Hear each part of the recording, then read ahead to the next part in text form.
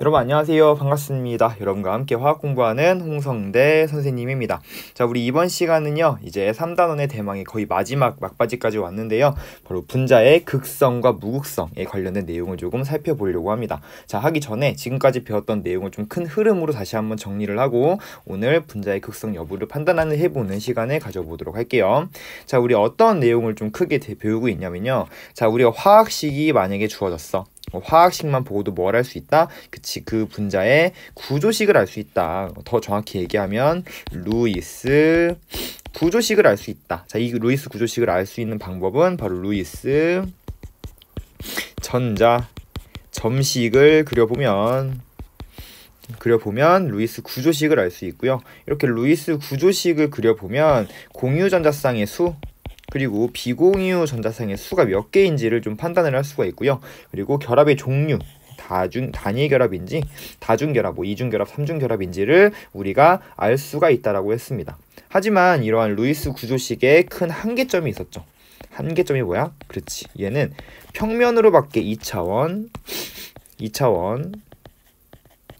평면으로밖에 우리가 표현을 못한다는 얘기죠. 하지만 우리가 살고 있는 곳은요 3차원 입체에서 살아가고 있단 말이야. 그러다 보니까는 우리 주변에 있는 분자들도 전부 3차원 입체 구조를 하고 있단 말이죠. 그래서 입체 구조를 판단하기 위해서 우리 전자쌍 반발 원리, 즉 중심원자 주변의 전자쌍이 반발해서 그 중심원자 주변의 전자쌍의 반발에 의해서 가장 안정한 구조를 이루려고 한다. 그래서 가장 멀리 떨어진 구조, 전자쌍끼리 가장 멀리 떨어진 구조를 이루려고 한다라는 전자쌍 반발 원리 VSEPR 밸런스 쉘 일렉트론 페어 리펄전 이론을 가지고 우리 입체 구조를 확인할 수가 있었죠. 그래서 이제 VSEPR 이론을 가지고 분자의 실제 입체 구조를 판단을 하게 되면 그 분자의 모양, 즉 직선형인지 평면 삼각형인지 정사면체인지 그리고 삼각뿔 구분형인지 요 5가지의 분자의 모양으로 우리가 그 분자들을 좀 분류를 해서 이름을 좀 붙였었고요. 이렇게 분자의 구조의 모양을 알면 대략적인 결합 각도를 조금 우리가 판단을 할 수가 있었습니다. 해서 우리가 저번 시간까지 여기까지 배웠다라고 보시면 되고요. 이번 시간에는 입체 구조, VSEPR 구조, 입체 구조를 판단을 해서 바로 분자의 극성의 여부를 판단할 수 있어 라는 부분을 배운다고 생각하시면 되고요. 굉장히 중요합니다. 자, 그러면은 우리 극성의 여부인데요. 자, 우리 앞에서는 어떤 내용을 배웠었냐면 극성이라는 말을 처음 배운 건 아니에요. 언제 배웠냐면 결합의 극성 할 때 배웠습니다. 전기음성도 할 때, 그죠? 그래서 전기음성도라고 하는 정의가 뭐였나요? 두 원자가 만약에 서로 다른 두 원자가 공유 결합을 했어. 그러면은 공유 결합했을 때의 그 전자쌍을 끌어당기는 힘의 정도, 그 정도를 우리는 전기음성도라고 얘기를 했죠. 그래서 만약에 이렇게 전자쌍이 치우치는 결합을 우리는 극성 공유 결합, 그리고 전자쌍이 치우치지 않는 결합을 무극성 공유 결합이라고 했던 거 기억나죠?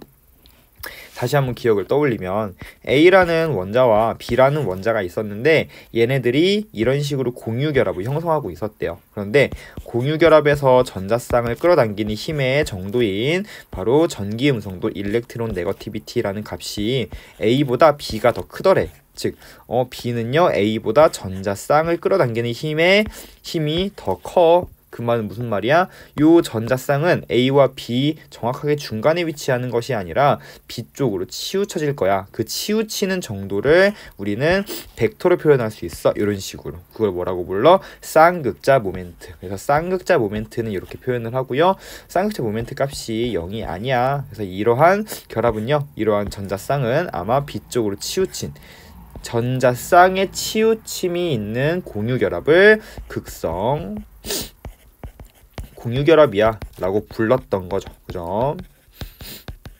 그래서 전자쌍 쌍극자 모멘트 값이 0이 아닌, 즉 결합의 쌍극자 모멘트 값이 0이 아닌 거를 우린 극성 공유 결합이라고 얘기를 하고요.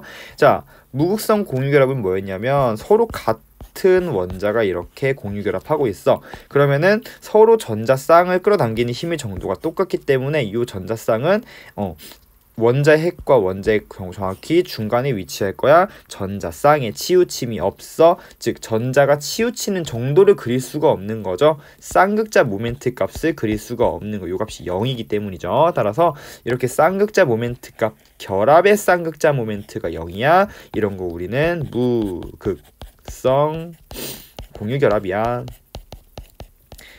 라고 불렀고요. 이러한 무극성 공유결합의 경우에는 전자쌍이 치우침이 없어 라고 우리가 설명을 했었습니다. 기억나죠? 그래서 우리 극성이라는 말을 여기서 처음 얘기를 했던 것 같아요. 전기 음성도를 언급을 하면서 그리고 쌍극자 모멘트 값을 언급을 하면서 자, 근데 이번에는요. 결합의 극성이 아니에요.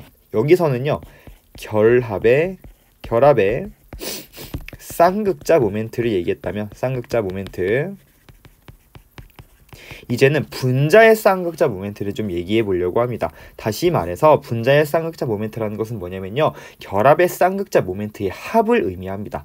자, 다시 한번 얘기를 해볼게요. 자, 우리 분자의 극성을 판단한다고 했죠? 그럼 분자의 극성은 뭐냐? 분자의 극성. 극성 공유결합, 무극성 공유결합이 있는 것처럼 역시 마찬가지 극성 분자라는 게 있고요. 그리고 무극성 분자라는 게 있어. 나눠보면 이렇게 무극성 분자, 무극성 분자와 극성 분자의 정의를 좀 써보면요. 극성 분자는요. 쌍극자 모멘트, 즉 결합의 쌍극자 모멘트의 합이 0이 아닌 분자를 얘기를 하고요. 무극성 분자는요. 결합의 쌍극자 모멘트의 합이 0인 분자를 얘기를 합니다. 자, 쌍극자 모멘트, 즉 벡터 값을 전부 합했더니 그게 0이 나왔어 이 뜻이야. 자, 대표적인 예시로 어떤 것들이 있냐면 자, 일단은 먼저 애초에 쌍극자, 결합의 쌍극자 모멘트 값이 0인 경우가 있어요. 결합의 쌍극자 모멘트 값이 0이면 당연히 쌍극자 모멘트를 합해봤자 0이 나오겠죠. 뭐 대표적인 예시로 이걸 여기서 써야 되는데 동핵 이원자 분자. 동해 이원자 분자 같은 경우, 즉 같은 핵을 가진 두 개의 원자로 이루어진 분자 같은 경우에 뭐 H2나 O2나 뭐 N2 같은 경우는요. 서로 같은 원자 핵을 가지고 있기 때문에 전자의 치우침이 없어. 그래서 결합의 쌍극자 모멘트 값이 0이죠. 그러다 보니까 이들의 합한 값도 몇이 되는 거야? 어쩔 수 없이 0이 될 수밖에 없다라는 거. 아, 이러한 분자들 전부 다 무극성 분자야 라고 얘기를 한다고요. 자, 근데 특이하게도 결합의 쌍극자 모멘트 값이 0이 아님에도 불구하고 이러한 결합의 쌍극자 모멘트를 전부 합했더니 0이 나오는 경우도 있대요. 자, 이런 건 어떤 경우냐면 바로 대칭형 분자. 대칭형 분자의 경우에는 이런 식으로 0이 아님에도 불구하고 0이 나올 수 있다라고 합니다. 자, 예를 들면 어떤 거 친구들이 있냐면 CO2 생각해 볼까요? 자, 이거 루이스 구조 생각해 봐. 탄소는요, 자, 이쁘게 좀 쓸게요. 탄소는요, 결합 4번 할 수 있고요. 일단 결합 선수부터 세야 되는 거지. 자, 산소는 2번 결합할 수 있어. 그러면은 중심 원자가 탄소가 되는 거고, 주변 원자가 산소가 되는 거야. 산소는 결합 2번 하고, 탄소는 4번 해야 돼. 산소가 해야 되는 만큼 중심 원자랑 결합을 해버리면, 우리 중심 원자는 4개의 전자쌍을 자연스럽게 만족을 하죠. 자, 그래서 비공유 찍어주면, 산소는 지금 전자쌍이 2개, 즉 전자가 총 4개 부족하니까 산소한테 전자쌍 2개씩 총 4개를 찍어 주었습니다. 자, 근데 우리 이걸로 VSEPR 먼저 실제 구조를 예측할 때는 어떻게 했습니까? 선생님, 탄소 중심원자 주변에 전자쌍이 총 하나, 둘, 셋, 4개 있네요. 그럼 이거 정사면체 구조겠다라고 하면 안 된다고 했죠. 자, 실제 구조를 예측할 때에는, 즉 VSEPR 이론을 적용할 때에는 바로 이러한 이중결합과 삼중결합 같은 다중결합 같은 경우는 단일 결합 취급한다고 했습니다. 그럼 이런 결합은 사실은 중심 원자 주변에 비공유 전자쌍이 없는 그냥 이런 구조, 즉 이런 구조라고 생각하시면 되고요. 이 결합각이 약 180도를 이루고 있겠구나 라고 여러분들 생각하시면 되는 거죠. 아, 얘는 선형 구조야 라고 우리가 판단할 수 있죠. 그지? 그럼 얘 같은 경우는 어떻게 지금 되냐면, 지금 산소가 여러분 외우셨을지 모르겠네요. 얘가 이제 3.5의 전기 음선도 값을 갖고요. 탄소 같은 경우는 2.5입니다. 우리 주기율표에서 이제 원자번호 커진 같은 주기에서 원자번호 커지는 방향으로 반지름 작아지니까 핵과 전자 사이의 인력이 커지잖아요. 그러니까 인력이 커지니까 전자 쌍을 끌어당기는 힘의 정도도 커지겠죠. 그래서 탄소 여기 있고 산소 여기 있으니까 당연히 산소가 더 크다라는 건 알고 있어야 됩니다. 외우지 않아도. 그래서 산소 쪽으로 아마 전자 쌍이 치우칠 예정, 즉 쌍극자 모멘트를 이렇게 그릴 수가 있겠죠. 하지만 산소 쪽으로 치우치다 보니까 그 힘이 똑같다 보니까 이 두 개의 벡터 값이 어때요? 합벡터를 하면 0이 나온단 말이야. 그러다 보니까 쌍극자 모멘트 값이 0이 아님에도 불구하고 이들의 합을 했을 때 0이 나오는 경우가 있고요. 이러한 분자를 우리는 무극성 분자라고 부른다고 설명하는 겁니다. 자, 대표적으로 CO2 또는 이런 친구 있죠. 여기 이렇게 CF4라고 해서 정사면체 구조. 얘도 역시 마찬가지 쌍극자 모멘트 값이 이런 식으로 그려지는데 이 값을 전부 합하면은 바로 대칭적인 구조이기 때문에 0이 나온다라는 거 확인할 수가 있고요. 이러한 분자를 우리는 무극성 분자야, 즉 전자가 고르게 분포되어 있는 구조야 라고 보시면 되겠습니다. 자, 그럼 극성 분자는 뭐냐?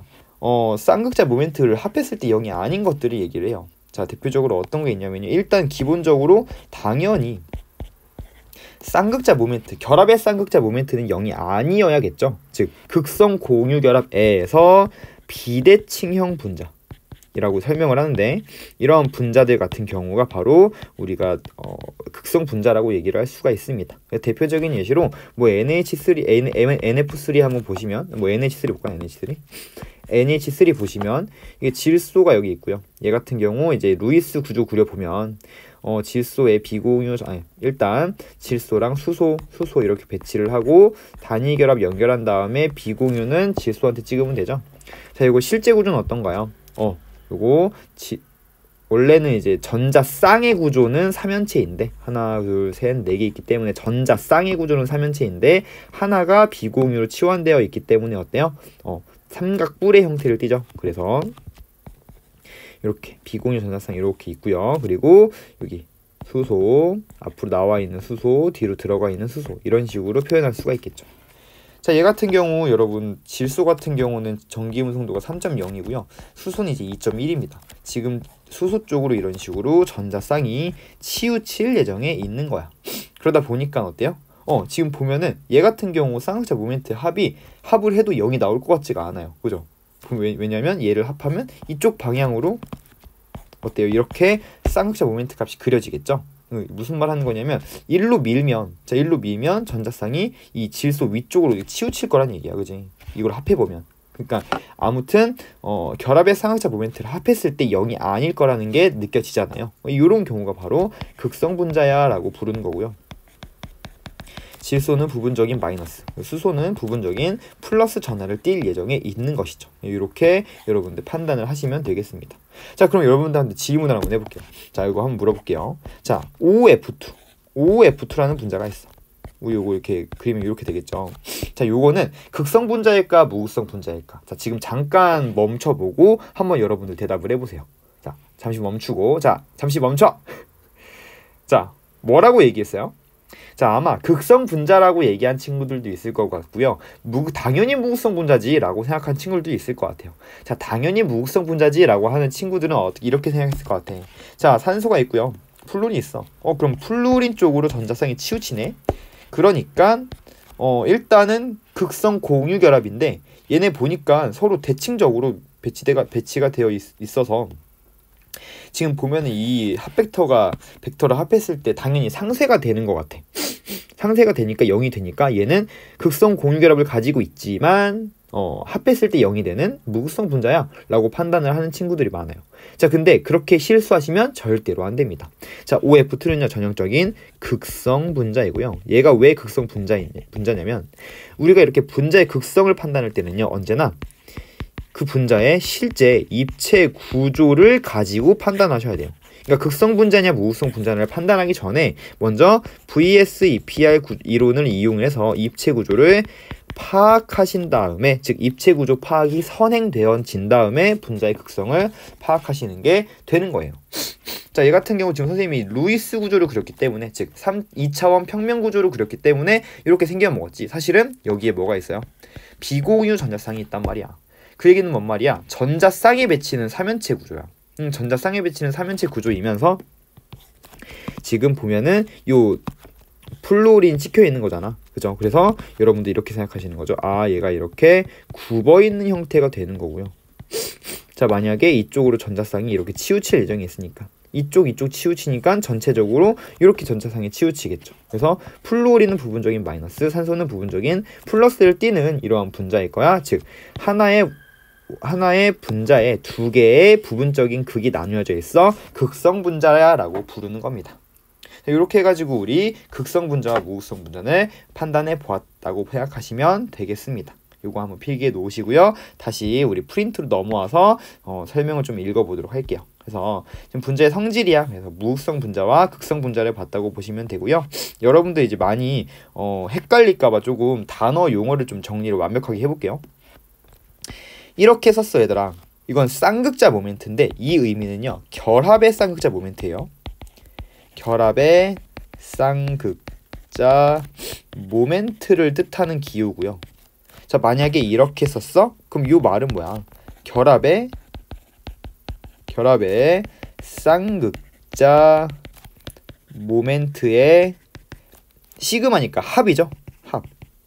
또는 이걸 뭐라고도 부르냐면 그냥 분자의 쌍극자 모멘트라고도 불러요. 분자의 쌍극자 모멘트. 그래서 만약에 시그마 뮤가 0이야 라고 하면은 결합의 쌍극자 모멘트의 합이 0이야 또는 분자의 쌍극자 모멘트가 0이야, 즉 무극성 분자야, 이렇게 표현할 수가 있는 거죠. 그래서 용어를 여러분들 잘 아시라고 이렇게 좀 구분을 해줄게요. 문제에 나왔을 때 여러분이 혹시라도 이제 결합의 쌍극자 모멘트를 물어보는 건지 아니면 분자의 쌍극자 모멘트를 물어보는 건지 헷갈릴까봐.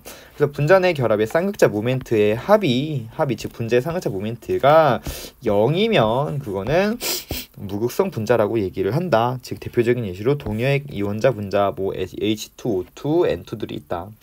그래서 같은 종류의 극성 공유 결합이 있는 경우도, 즉 결합의 쌍극자 모멘트가 0이 아님에도 불구하고 대칭형 구조를 하고 있으면 쌍극자 모멘트의 합이 0이 될 수 있고, 이러한 경우도 무극성 분자라고 칭한다라고 보시면 되고요. 여기 대표적인 예시들이 나와 있다고 보시면 되겠습니다. 극성 분자는 어떤가요? 극성 분자는 일단은 극성 공유 결합을 가지고 있어야 됩니다. 무슨 말이냐? 쌍극자 모멘트 값이 0이 아니어야 된다는 소리. 즉 공유결합에서 전자쌍의 치우침이 있는 그러한 공유결합, 극성 공유결합에서 비대칭형 분자여서 이러한 쌍극자 모멘트 값을 합했을 때 0이 나오면 안 된다라는 것을 의미하고요. 이렇게 뭐 HF나 NH3 또는 H2와 같은 분자들이 바로 극성 분자, 그래서 부분적인 음전화와 양전화를 갖는 부분으로 나뉘어지는 이러한 분자를 우리는 극성 분자라고 부른다고 보시면 되겠습니다. 자, 이렇게 해가지고 우리 극성과 무극성 분자에 대한 내용을 좀 마쳤고요. 마지막으로 우리 극성과 무극성 분자의 성질을 조금 살펴보도록 할게요. 자, 첫 번째 용해성입니다. 자, 녹는 정도인데요. 자, 우리 극성 용질이라고 하는 극성 용질은요, 일반적으로 극성 용매에 잘 녹아요. 서로 잘 녹습니다. 자, 무극성 용질은요, 무극성 용매에 잘 녹아요. 무슨 말이냐면 극성 분자는 극성 분자끼리, 무극성 분자는 무극성 분자끼리 서로 잘 녹아요. 자, 근데 극성과 무극성을 섞으면은 잘 서로 녹지 않습니다. 우리 대표적인 예시로 어떤 거 좀 생각하시면 되냐면요, 내가 만약에 이렇게 시험관에다가 물을 좀 넣어 놓고 여기다 위에다가 또 기름을 부었어. 그러면 절대로 물과 기름은 섞이지 않죠. 정확하게 물과 기름 사이에 경계면이 생긴다라는 걸 알 수가 있습니다. 자, 그 이유는요, 사실은 이렇게 물어보면 많은 친구들이 선생님 밀도가, 즉 기름이 더 작아서 그래요, 기름이 더 가벼워서 그래요 라고 말하는 친구들이 있는데, 섞이지 않는 이유는 뭐냐라고 물었을 때 밀도를 얘기하시면 안 되는 거죠. 물론 밀도가 기름이 더 작은 건 맞지만 일반적으로, 근데 우리가 이제 왜 섞이지 않냐라고 묻는다면 물은 극성이고 그리고 기름은 무극성이기 때문이야 라고 설명을 하셔야겠죠. 자, 그 이유가 이렇게 잘 섞이지 않는 이유가 뭐냐면요, 우리 물 같은 경우는 이렇게, 자 여기다 어디다 그려야 될까? 여기다 한번 다시 해볼까요? 자, 물 같은 경우는 이런 식으로 구분형 구조를 하고 있고요. 쌍극자 모멘트 값이 전부 산소 쪽으로 그려지죠. 그러니까 산소는 부분적으로 마이너스, 수소는 부분적으로 플러스를 띠고 있는 이러한 분자입니다. 주변에 수소 물 분자도 이렇게 생겼겠죠, 그죠? 그래서 얘도 산소는 부분적이 마이너스, 수소는 부분적으로 플러스. 자, 그러다 보니까 하나의 분자, 중성 분자 내에 부분적인 전하를 띠는 부분이 있는 극성 분자이다 보니까 어때요? 이들 사이에 정전기적 인력이 발생할 수 있어. 이런 걸 우리 뭐라고 불렀냐면 분자 간의 인력이라고 불렀습니다. 분자 간의 인력. 이렇게 극성 분자 같은 경우는요, 다른 무극성 분자에 비해선 분자 간의 인력이 큰 편이에요. 얘랑 이제 분자량이 비슷한 CH4를 볼게요. CH4. 얘 같은 경우는 무극성 분자이기 때문에 CH4 분자끼리의 어떤 물론 인력은 있겠지만 서로의 이러한 분자 간의 인력을 비교한다면 당연히 전하를 띠고 있는 이러한 극성 분자 간의 인력이 더 클 거라고 예상을 할 수가 있겠죠. 그죠? 자, 그렇기 때문에 이러한 극성 분자끼리는요, 너무 분자 간의 인력이 잘 형성되어 있기 때문에 만약에 무극성 분자를 섞었을 때 이 무극성 분자가 분자 간의 인력의 강한 극성 분자 사이로 비집고 들어갈 수가 없다란 얘기입니다. 따라서 극성 분자는 극성 분자끼리 너무 잘 녹이기 때문에 서로 잘 섞여 있기 때문에 무극성 분자가 침투하기가 힘들다. 그래서 서로 잘 섞이지 않는 거야 라는 느낌으로 받아들이시면 되겠습니다. 그죠? 그래서 극성 분자끼리는요 잘 섞이고요, 무극성 분자끼리 잘 섞이는데 극성 분자와 무극성 분자는 섞이면 극성 분자끼리만 강한 전기적인 인력이 작용하기 때문에 그 사이로 섞여 들어가기 못함으로 층을 이룬다고 보시면 되겠습니다. 그 밑에 녹는 점과 끓는 점, 멜팅 포인트와 보일링 포인트는 어떤가요? 자, 역시 마찬가지 똑같이 설명하시면 되죠.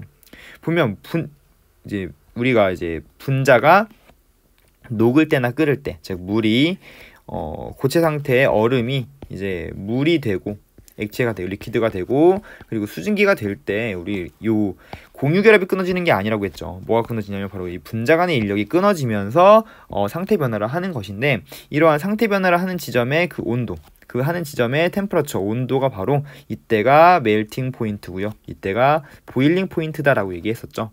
근데 이러한 분자 간의 인력이 세면 셀수록 당연히 내가 이 분자 간의 인력을 끊어내는 데 필요한 열 에너지도 많을 것이고요. 따라서 높은 온도까지 올라가야 겨우겨우 이 분자 간의 인력을 끊어내고 고체는 액체로, 액체는 기체로 날아갈 수 있는 거잖아요. 그런 것처럼 이러한 분자 간의 인력이 센 극성 분자가, 일반적으로 극성 분자가 분자량이 비슷한 이러한 무극성 분자보다는 끓는 점이나 녹는 점이 높게 나타나요 라고 설명하셔야 됩니다. 선생님 왜 굳이, 선생님 방금 그냥 은연중에 분자량이 비슷하다고 얘기했잖아요. 분자량이 비슷해야만 그런가요? 맞아요. 왜냐면 분자량이 크면요, 너무 크면은 극성에 의한 정전기적인 인력을 이겨낼 만큼의 강한 전기적인 인력이, 나중에 이제 화학 투 시간에 배우겠지만 분산력이라는 게 생기기 때문에 이제 정전기적인 인력을 이겨냅니다. 따라서 우리 분자량이 비슷한 경우에만 극성 분자가 무극성 분자보다는 분자 간의 인력이 커요 라고 여러분들 생각하시면 되겠습니다. 그래서 녹는 점과 끓는 점, 분자량이 비슷할 경우에 극성 분자가 분자 간의 인력이 더 크기 때문에 끓는 점이나 녹는 점이 높게 나타난다. 전하를 띤 대전체를 갖다 대면요, 우리 요런 거 어렸을 때 해봤나요? 그래서 쭉쭉 이렇게 흐르는 물에다가 이렇게 마이너스로 대전된 대전체, 뭐 풍선을 갖다 댄다고 치면은 요 물이 어떻게 돼요? 이 풍선 쪽으로 이렇게 딸려 들어가게 됩니다. 자, 그 이유는 뭔가요? 물 자체는 이제 전체적으로는 중성이지만 이 마이너스 대전체가 가까이 가면은 플러스 전하를 띠는 이 수소가 이 마이너스 대전체 쪽으로 이렇게 향하게 되는 거죠. 그러다 보니까는 이렇게 끌려오게 된다. 내가 만약에 플러스로 대전된 대전체를 갖다 놓게 되면 어떻게 되는 거야? 그쵸. 요 물 분자가 이제는 바뀌어서, 물론 딸려오는 건 맞지만 산소 쪽이 이런 식으로 배치가 되면서 부분적인 마이너스 띠는 산소가 이제 이쪽으로 배치가 되면서 이렇게 딸려오게 될 거야 라고 보시면 되겠고요. 무극성 분자 같은 경우는 극을 띠지 않기 때문에, 부분적인 전하를 띠지 않기 때문에 딸려오지 않을 거야 라고 보시면 되겠습니다. 마지막 전기장이라는 걸 좀 걸어뒀을 때, 전기장은 뭐냐면 이렇게 플러스 전하와 마이너스 전하를 걸어 주었을 때, 양쪽에 했을 때 얘는 이제 만약에 전기장이 없을 때의 상황이고요. 극성 분자가 전기장이 없을 때는 자유롭게 배치가 되어 있다가 전기장을 걸어줬어. 즉 플러스 전하와 전극과 마이너스 전극을 걸어주면은 이제 플러스 전극 쪽으로 마이너스 부분이, 그리고 마이너스 전극 쪽으로 플러스 부분이 이런 식으로 일정하게 배열이 될 거야. 요 공번 바로 극성 분자만이 가지고 있는 성질이야 라고 보시면 되겠습니다. 무극성 분자한테 아무리 전기장을 걸어줘도 이런 일정한 배열을 하지 않겠죠. 자, 이렇게 해가지고 우리 4단원의 대단원의 막을 내려보겠습니다. 그래서 우리 전체적인 내용을 이렇게 극성과 무극성이라는 내용으로 조금 마치도록 할게요. 자, 여러분들 너무 고생 많았고요. 자, 마지막 우리 중간고사의 마지막 단원인 동적 평형 내용이 남아 있으니까 거기까지 우리 강의 잘 들어주시기 바랍니다. 여러분들 너무 고생 많았습니다. 안녕.